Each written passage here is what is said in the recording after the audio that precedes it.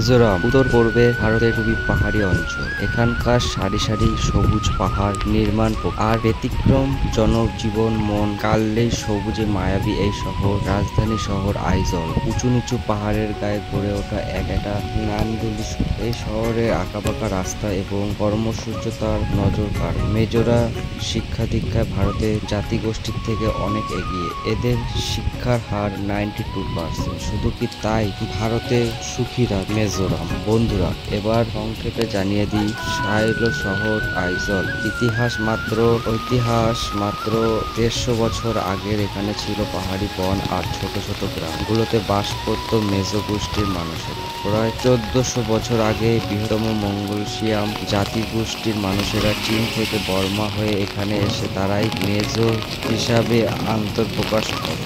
মেজো নামের সাথে জড়িয়ে আছে মেজোদের অস্তিত্ব। এমসি শব্দের মানে মানুষ, জো শব্দের মানে পাহাড়, রাম শব্দের মানে রাজ্য, সব মিলিয়ে পাহাড়ি মানুষের রাজ্য।